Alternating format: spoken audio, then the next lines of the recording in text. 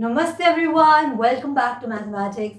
आई am Stuti और आज हम पढ़ रहे हैं class 9 maths chapter 2 polynomials exercise 2.2 का question number 4 which is the last question of this exercise. So we have done question 1 and 2 and 3। So if you have any doubt आप check out कर सकते हैं और आज इस वीडियो में हम लोग इसे कंप्लीट करेंगे। Let's start. So what is the question? Find the zeros of the polynomial in each of the following cases। Okay, तो आपको सिंपली क्या कहा गया है that you have to find out the zeros. हम जीरोस क्या होते हैं देखो, अगर मैं आपको सिंपल लैंग्वेज में बताऊं तो कोई भी नंबर, ऐसा कोई भी नंबर हो सकता है, मान लो उसको सी बोल देते हो, जो आपका जब आपके पॉलिनोमियल में जाएगा, पॉलिनोमियल है पीएक्स पे पॉलिनोमियल हो सकता है, तो जब आपके पॉलिनोमियल में हम एक्स की ऐसी कौन सी वैल्यू डालेंगे जिसके लिए आपका पीएक्स 0 बन जाएगा। ठीक है, मतलब कि आपको पॉलिनोमियल को 0 बनाना है बेसिकली, तो जो भी एक्स आप यूज करोगे वही आपका 0 हो जाएगा, सिंपल। तो अब देखो यहाँ पे ना हम इसको थोड़ा ट्रिक वाइज यूज करते हैं, मतलब ये मैं आपको समझा रही हूँ कि हम यूज कैसे करते हैं। तो आपको मालूम है कि हमको मालूम है कि जो हमारा नंबर है वो हमारे पॉलिनोमियल में जाता है। हाँ, तो आपको क्या चाहिए, वो नंबर जो आपके एक्सप्रेशन को 0 बना दे, तो वो आपका नंबर है। अब आपको नंबर पता नहीं है तो हम क्या मानेंगे, हम अपने एक्सप्रेशन को 0 मान के सॉल्व करेंगे और एक्स की वैल्यू निकाल लेंगे उस इक्वेशन के थ्रू। ठीक है, चलो देखते हैं। पहला क्या आपके पास पी एक्स दे रखा है x + 5। ठीक है, ये आपको पॉलिनोमियल दे रखा है। Now you have to find the हाँ, आपको 0 निकालना है। तो पहला काम हम क्या करेंगे, तो लेट कर लो कि पी एक्स आपका क्या हो गया, 0 हो गया, क्योंकि आपको 0 फाइंड करना है। तो अब पी एक्स क्या है, x + 5 के इक्वल है, तो x + 5 आपका क्या होगा, 0 हो गया। अब ध्यान, आप जानते हो कि ये इक्वल टू का साइन लगा हुआ है, तो जब आपका नंबर इक्वल टू के उधर जाता है, राइट साइड जाता है, तो उसका साइन बदल जाता है, चेंज जाता है। तो x = प्लस में था तो नेगेटिव हो जाएगा एंड आपका x क्या हो गया, -5। ठीक है, अब अगर आपको डाउट हो रहा है कि मैम ये सही है कि नहीं, तो आप इस एक्सप्रेशन के अंदर -5 डाल के चेक करो।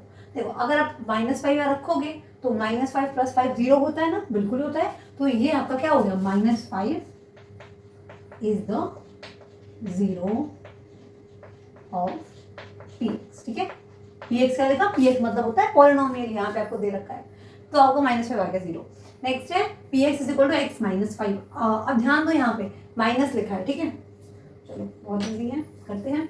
आपको क्या करना है, आपको लेट कर लो, मेरा पी एक्स किसके इक्वल है, 0 के इक्वल है। तो जब आप डालोगे तो देखो x - 5 लिखा है, x - 5 को यहाँ लिख दो, क्योंकि पी एक्स की वैल्यू ये है, तो पी एक्स x - 5 लिख दिया, ये इक्वल आ जाएगा 0 के। अब देखो फिर से नेगेटिव -5 जब इधर जाएगा तो यहाँ पे प्लस हो जाएगा, तो x = प्लस का 5 होगा, प्लस नहीं भी लिखो तो भी चलेगा, तो यहाँ पे क्या आएगा, 5 आएगा।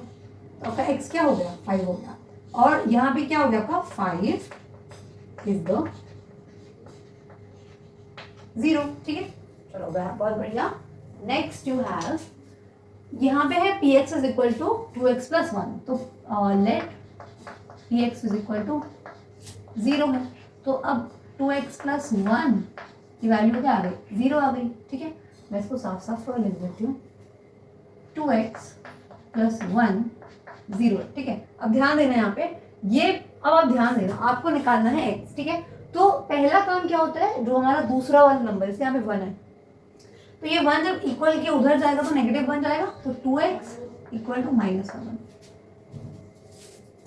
तो जब इक्वल्स टू उधर जाएगा तो नेगेटिव हो जाएगा। अब आप देखो, मैं बता चुकी हूँ कि ये नंबर है 2 और x क्या है, वेरिएबल है ना। तो जब दोनों साथ में लिखे हुए इस तरीके से, मतलब दोनों मल्टीप्लाई में, ये तो आप जानते हो। तो मैं एक स्टेप लिख देती हूँ यहाँ पे, आपको पता है कि 2 × x है, कंफ्यूज मत होना, यहाँ पे 2 है और मल्टीप्लाई है x है, ये है -1 के इक्वल। ठीक, अब देखो जब मल्टीप्लाई में है आपका नंबर होता है तो =2 के जब उधर जाएगा तो क्या होगा, डिवाइड में हो जाएगा, ये तो आप जानते हो ना। तो x है = -1 यहाँ मल्टीप्लाई में था, उधर जाएगा तो डिवाइड हो जाएगा, तो डिवाइड में आ दिया मैंने, तो x की वैल्यू क्या निकल के आ गई आपकी, -1/2 आ गई, हो गया। तो -1/2 क्या बन गया, -1/2 इज द 0 ऑफ px। ठीक है, जीरो बन गया। क्यों मैम जीरो बन गया? आप चेक कर सकते हो। जब आप इस x की वैल्यू को इस px में डालोगे, मतलब इस x की जगह रख दोगे ना, तो ये पॉलिनोमियल आपका जीरो बन जाएगा। ठीक है, that is a zero polynomial. Next question है आपके पास दिस वन कि px is equal to 3x minus 2। Same है, आप खुद से ट्राई करो। पहला काम क्या करते हैं मैम, वन में लेट कर लेते हैं कि हमारा जो px है वो जीरो है। ठीक, पुट कर दिया, तो यहाँ से 3x माइनस 2 की वैल्यू क्या आ जाएगी? जीरो हो जाएगी मैम। Very good. अब ये -2 है, इक्वल्स हो जाएगा तो क्या हो जाएगा? प्लस हो जाएगा। बहुत बढ़िया। अब x है, देखो x लिखोगे इक्वल टू, आपको पता है कि ये दोनों मल्टीप्लाई में है, तो जब ये उधर जाएगा तो डिवाइड हो जाएगा। यहाँ ऊपर लिखा है तो यहाँ नीचे लिख दिए हम लोग इसको, और x की वैल्यू क्या निकल के आ गई? 2/3। तो 2/3 इज द जीरो और px। ठीक है, तो यहाँ पर क्या बन गया? जीरो बन गया। चलो नेक्स्ट देखते हैं। नाउ वी हैव दिस, क्या दे रखा है आपको? px की वैल्यू 3x दे रखी है। ठीक है, अब इसमें क्या करोगे आप? देखो px की वैल्यू 3x है, मतलब आपको क्या वही काम करना है, लेट कर लो कि अच्छा आप इसको खुद भी देख के बता सकते हो, इसमें कुछ करना नहीं है। देखो हम चाहते हैं हम x की ऐसी कौन सी वैल्यूज में डालेंगे जिसके लिए ये पूरा टर्म जीरो बन जाएगा। ऐसा इसको क्या रख सकते हो बताओ? चलो आपको बताती हूँ मैं, कर लेते हैं हम लोग। तो लेट कर लूँ कि हमारा जो px है वो क्या है? जीरो है, यानी कि px की वैल्यू 3x है, तो 3x जीरो हो गई। ठीक है, x यहाँ पे लिखा हुआ है मैम, यहाँ पे जीरो है, ये x 3 के साथ में मल्टीप्लाई में है, तो जब ये 3 हम उधर भेजेंगे यानी जीरो के अपॉन में भेजेंगे, तो जहाँ जीरो है तो जीरो मतलब कुछ नहीं, जीरो ही होता है, तो यानी x की वैल्यू यहाँ से जीरो आ गई।